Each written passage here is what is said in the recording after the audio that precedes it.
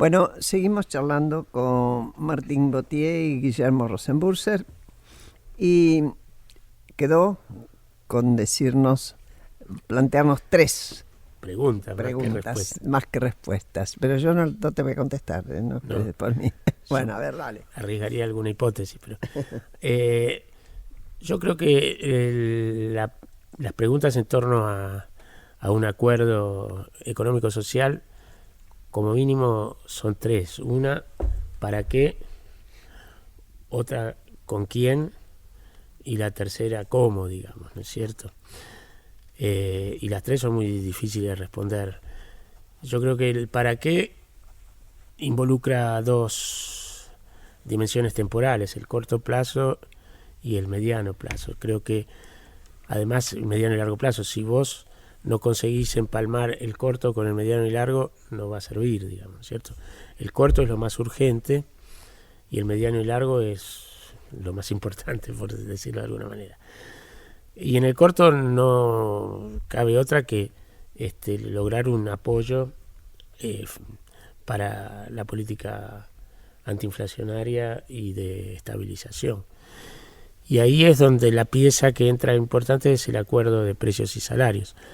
El acuerdo de precios y salarios no tiene que ser percibido como un congelamiento que no va a funcionar, sino como un mecanismo de coordinación que permita a los actores tener un benchmark, no me sale la palabra en castellano, una referencia. Problema, ¿viste? No, pero a mí no me gusta hablar en inglés. No. Voy a tener un diccionario. Una referencia que no sea la inflación pasada y que sea creíble y que la ponga el gobierno, pero consensuada con los sindicatos y con los empresarios. Eso no es cierto que nunca funciona, ha funcionado. Lo que no puede ser es ponerle el corsé ese para siempre, y por eso no puede no estar acompañada del componente, entre comillas, ortodoxo de la estabilización, que es el fiscal y monetario. Necesitas hacer algo consistente en esos tres planos: la política fiscal, la política monetaria y lo que se suele llamar la política de ingresos. Ahora, el para qué a mediano plazo y a largo plazo es lograr algún mínimo acuerdo, que no tiene que ser total, por supuesto, en términos de una estrategia de desarrollo, de cómo vamos a crecer, por dónde, digamos, ¿no es cierto? Cómo vamos a encarar una inserción internacional, qué sectores económicos pueden hacer punta. Yo te entiendo, pero todo esto que me estás diciendo y tiene todo es lo más criterioso del mundo, lo venimos diciendo hace cuántos años. Sí, mucho. Muchísimo. ¿Cómo imaginás vos, Martín? Ahora, pura creatividad tuya, ¿eh? Y ahí viene el con quién y el para qué, ¿no? Claro. Y el cómo, perdón. Las tres. Sí. ¿Para qué, con quién y cómo? Y cuento una anécdota, nada más reciente, pero referida a una anterior. Hace poquito yo estuve en un programa de televisión donde estaba Hugo Moyano. Hugo Moyano, duro, y diciendo, bueno, lo que dice siempre. Entonces yo les dije, a ver, Moyano, ¿cómo van a actuar ustedes ante la necesidad de una búsqueda de consenso? Como hizo Baldini cuando lo convocan en la época de Alfonsín, del Ministerio de Economía, para poner los términos de cambio, para acordar, y Baldini les contesta, ese es problema de ustedes, el mío es de los salarios. Así no vamos a ningún lado. No. Si cada sector contesta eso, si los empresarios te dicen, escuchen, lo mío es ganar plata y dar cuenta a los accionistas, si los sindicalistas dicen, mi problema es los salarios porque están en mis bases, así yo sea empresario, por otro lado, que casi todos lo son, por otra parte. Y cada partido que va al lugar, porque aquí, cuando hablamos de consensos, gane quien gane, el que saque mayoría va a necesitar de la minoría para que haya consenso, y si no, abusará de su poder. Y la minoría también. ¿Cómo lo imaginan eso, por favor? Bueno, efectivamente en ese sentido... Te pido a vos, a tu joven imaginación. La mía está gastada. A mí me gusta pensarlo, ¿no?, en términos de... No me gusta decir los desafíos del próximo gobierno, ¿no? Me gusta decir los desafíos de la Argentina, porque efectivamente son de toda la Argentina, se van a requerir estos consensos de lo que hablaba Guillermo. Creo que tiene que incluir a todos los actores en la sociedad, porque efectivamente si cada uno juega su propio juego en esta situación tan crítica de la Argentina, lo que es el bienestar social, cada actor, incluso en términos individuales, probablemente termine empeorando, ¿no?, en esta situación. Y también pensando un poco en, como lo planteaba Guillermo, yo creo que el próximo gobierno, o la Argentina en general, va a tener, siempre estamos entre lo urgente y lo importante, ¿no? En el ámbito urgente, efectivamente, yo coincido que la Argentina necesita empezar a alinear las expectativas hacia adelante, fundamentalmente lo que es la nominalidad de la economía, la inflación. Para eso se necesita también un paraguas de un programa fiscal y monetario que pueda ser creíble y que genere credibilidad también e incentivos a acordar, ¿no?, a generar este consenso. También tiene que haber alguna resolución de la cuestión de la deuda de corto plazo, que eso es un gran desafío, ¿no? Como hablábamos antes, Argentina no tiene los problemas de deuda que tenía en 2001-2002, pero sí tiene un problema de corto plazo y está fuera del mercado, con lo cual eso lo tiene que resolver. Ahora, pensándolo un poco más hacia adelante, ¿no?, yendo a lo importante, Argentina tiene que resolver, yo diría, 2 puntos en términos de generar consensos, que no lo ha logrado hacer en las últimas décadas, y eso ha generado las recurrentes crisis de balanza de pagos, los ciclos de restricción externa, que, tanto nos han costado. Y en ese sentido, Argentina no ha logrado definir un modelo de desarrollo, de crecimiento, basado en la inversión y las exportaciones. Siempre han sido ciclos de crecimiento en consumo, que eso terminaba agotando la capacidad de generación de dólares de la Argentina y se terminaba recayendo en una crisis de balanza de pagos, ¿no? Argentina no ha logrado ahorrar y no ha logrado invertir, ¿no? No ha logrado generar divisas genuinas para no solo lograr que crezca el consumo, sino también para tener solvencia para pagar la deuda. Y en segundo lugar, además de que no ha logrado ahorrar, lo que se genera de ahorro termina yendo a moneda extranjera, ¿no? No logra ahorrar en su propia moneda, no logra... Sí, de hecho el ahorro no es bajo, digamos. De hecho el ahorro... está demostrado que el no. El ahorro está en el exterior. Quien puede ahorrar, ahorra en dólares. Exacto, y de hecho lo hablamos al principio del programa, ¿no? Cuando uno mira las cifras del INDEC, que incluso son estimaciones, o sea, podrían ser números superiores, cuando uno mira la totalidad de los activos de los argentinos en el exterior, ¿no?, billetes, bonos, acciones, depósitos, estamos hablando en la zona de 300.000 millones de dólares, con lo cual... Y tenés que sumar propiedades. Y hay que sumar propiedades, con lo cual uno siempre habla de atraer a la inversión extranjera. Pero creo que el gran desafío no es tanto atraer la inversión extranjera, que obviamente sí es un complemento, sino atraer los ahorros de los argentinos. No, ahora, además que la inversión extranjera no va a venir si... No, pero es que además un inversor extranjero... No confían. Yo, inversor extranjero, inversor extranjero, te digo, escuche muchachos, ¿por qué quieren que yo traiga a esta mesa lo mío si ustedes no ponen lo suyo? ¿No? Justifíquenme por qué yo tengo que tomar el riesgo que ustedes no quieren tomar. Y entonces los que vienen son únicamente los recontraespeculativos. Claro, que son especulativos al mango y entran y salen. Así es. Y que no vas a poder ponerle un límite, porque ni siquiera eso va a ser. No.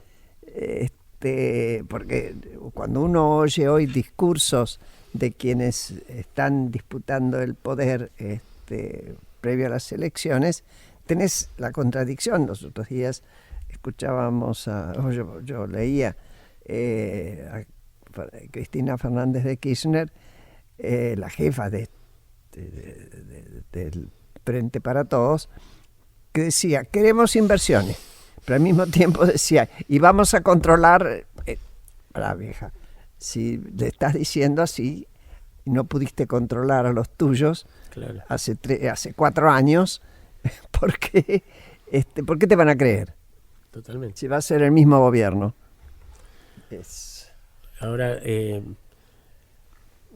dando un paso adicional, el con quién es casi el tema crítico, digamos, ¿no? ¿Con quién sería? Y con los que existen, digamos.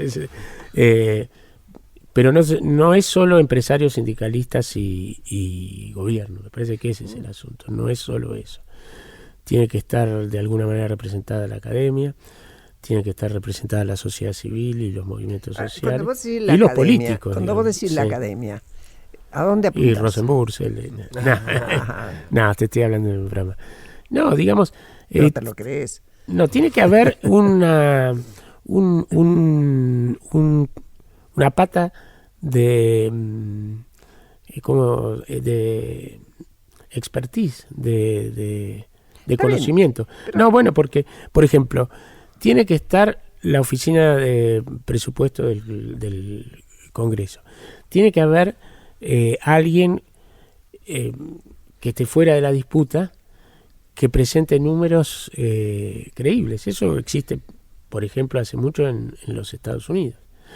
¿Cómo? Espera, no entiendo eso. Sí, hay una oficina de presupuesto del Congreso que hace pues, proyecciones y en las cuales todo el mundo cree, digamos. Entonces, ahí vos podés discutir sobre las crearla. No, eso existe ya. Sí, pero tendría que darle credibilidad. Exacto. Porque vos decís si en esa crees. Pero, por ejemplo, en pero el no INDEC, es del Ejecutivo. En el INDEC ahora crees. Y sí, y bueno, claro. ¿Debería estar los datos del INDEC? Sin duda, bueno, claro. Sí, pero lo que pasa es que el INDEC no calcula datos fiscales. Está bien. Ese es el asunto. Pero entonces, vayamos analizando. Cuando vos decís la academia, yo diría las instituciones para no cerrar a una cuestión no, por eso, no solo la sectorial. Academia. Sí, porque la academia también diría en ciencias políticas, en fin, qué sé yo. Estados Unidos también tiene el Ejecutivo un consejo asesor de economistas, digamos, que no toma resoluciones vinculantes, pero que es justamente consultado y que está integrado por un abanico plural, digamos, también, ¿no? Yo lo entiendo y me parece que debería existir como institución. Ahora, para un consenso inmediato... No, bueno, el inmediato es... Porque eso es costumbres. Aún así, fíjate vos que Trump te resuelve las cosas con un tuit. No, sin duda, claro.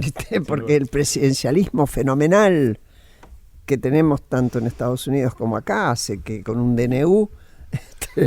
bueno, yo siempre digo que... o con un tuit te lo sacan. Bueno, justamente, me parece que para salir de esa, que yo no sé si se puede, pero para salir de ese círculo vicioso de que yo no te creo porque vos no me crees y yo tengo mi número, vos tenés mi número, tus números, puede sonar un poco idealista o abstracto, pero el tema de la ejemplaridad es crítico, digamos, ¿no es cierto? El primero que tiene que poner las cartas sobre la mesa y estar dispuesto a hacer sacrificios es el Poder Ejecutivo. ¿En qué sentido sacrificios? Bueno, en el sentido de que si vos ajustás las cuentas fiscales, es simbólico, porque no te va a cambiar el resultado, pero vos tenés que ajustar el costo de la política y el costo... Pero a ver, el costo de la política, ¿qué son? ¿Los funcionarios? Sí, los remuneraciones. Sí, no, pero las remuneraciones hoy por hoy... No representan mucho. No es que no represente. A nivel funcionarios, o estoy muy equivocada, pero por lo que sé, no son sueldos tan altos. No. En las provincias son mucho más altos que a nivel nacional. Por eso estamos hablando de el gasto, nivel nacional y las provincias. Claro, pero las provincias, como son federales... Bueno, pero ellas tienen que estar convocadas a esa mesa, obviamente. Sí, van a estar convocadas para pedir. Bueno. Pero difícilmente estás pensando, yo estoy pensando en términos de aquí, ahora y lo posible. Si no es Manu Militari. Ahora, cambiarle, ¿y cómo se es Manu Militari por eso si no este no es un país unitario? Por eso te digo, justamente. Es un país federal. Y bueno. Anda a decirle a Ifrán que deje de hacer votar a los paraguayos, a los que tiene jubilados y los trae para nada más que para votar. Sí, bueno, igual está Perotti, está Schiaretti, posiblemente el de Mendoza va a ser sensato. Tenés que apoyarte en eso. Yo estoy de acuerdo, es más. O sea, que es, digamos, fallamos siempre. Si vos mirás para atrás, ya lo sé. No, pero yo quiero ir a lo posible. Y sí.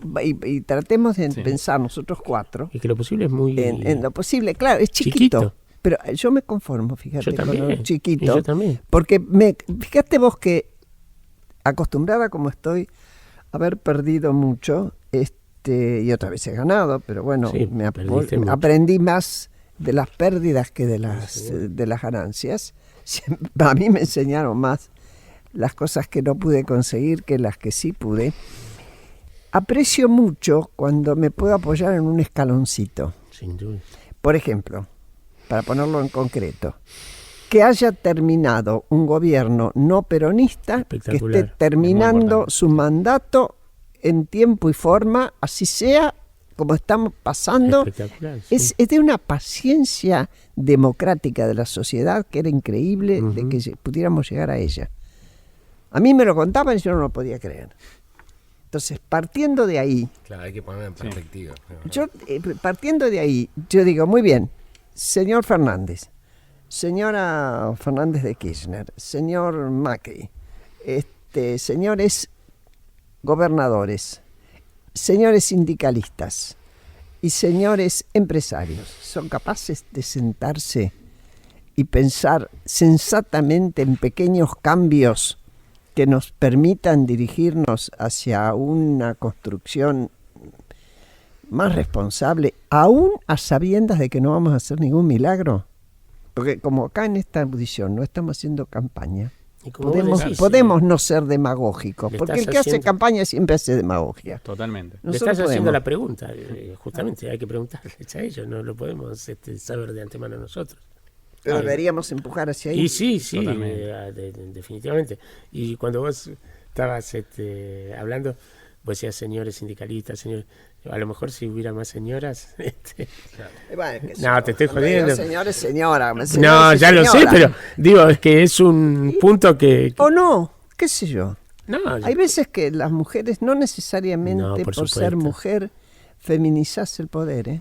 exactamente. No. Yo he visto Sí, cada masculinizado mujer, sí. el poder en manos de una mujer. Y bueno, sí, Vamos, hay una que... amenazando. Alguna fue Por ejemplo, supuesto. amenazando al jubiladito, al pobre Totalmente, jubilado, al sí. chico de Harvard y Estoy de a no acuerdo. sé quién. No me jodan. No, por Las supuesto. mujeres per se no garantizamos No. ser más democráticas. No, totalmente. Yo ahí pensando un poco en, yendo quizás a lo realista, ¿no? A algo concreto, por ahí pensando en el próximo gobierno, creo que una condición necesaria, muy importante, para lograr realmente un acuerdo, un consenso, no solo entre instituciones o sectores sociales, sino en toda la sociedad en su conjunto, creo que es muy importante que el próximo gobierno arranque con un diagnóstico y comunique un diagnóstico certero de dónde está parada la economía hoy, ¿no? Un diagnóstico Del que se haga realista. cargo. Exactamente. Eso, y que no eche culpas, porque eso no sirve, Exactamente, que digamos. sea un diagnóstico realista de dónde estamos parados y hacia dónde tenemos que ir. Creo que eso ha sido un error del actual gobierno, Seguro. ¿no? Cuando asumió con esta idea de que, bueno, resolver los problemas era fácil, que venía una lluvia de inversiones, que bajar la inflación era sencillo. Claro, pero yo me paro ahí un chiquito, Martín, y te digo, y te pregunto, ¿por qué crees vos que tenían esa convicción? Bueno, eso creo que es una gran pregunta, ¿no? Eso probablemente lo creían, ¿no? Probablemente qué? creían que simplemente un cambio de gobierno, un cambio de carácter con el mercado de alguna manera iba a permitir resolver esas cuestiones que la verdad que eran cuestiones estructurales de la Argentina, no solo heredadas del anterior gobierno, digamos, sino que eran heredadas de muchas décadas, y creo que ese inicio de gobierno con que bueno, que venían soluciones fáciles, que no se terminaba de comunicar realmente el estado de situación de la economía argentina, creo que eso generó expectativas en la sociedad que después no se terminaron convalidando, Vos obviamente. sabés que yo me puedo equivocar de aquí a la China, como admito a cada rato, y de hecho muchas veces me equivoqué. Pero a mí me parece que es porque el origen del PRO fue un grupo de empresarios que tras la crisis del 2001 dijo, este país lo arreglan los empresarios, porque sabemos cómo manejar las empresas. Sí, Desgraciadamente. totalmente. Y despreciaron la política. Exactamente. Hoy yo todo el tiempo estoy con dos economistas y estoy tratando de hablar de política. Porque si no, es como que es la economía la que jode a la política. Y no, señores, es la política la que jode a la Sin duda. economía. Totalmente. Y nosotros muchas veces pensamos en política en términos electoralistas, ¿no? Y termina siendo en Argentina una mala palabra la política. Y la verdad que no tiene que ser así, ¿no? La política es lo más importante hacia adelante si pensamos en un acuerdo, ¿no? Para generar los consensos que la Argentina necesita hacia adelante. La verdad que desde la economía muchas cosas, digamos, ya sabemos cómo resolverlas, ¿no? Desde la teoría, en el papel.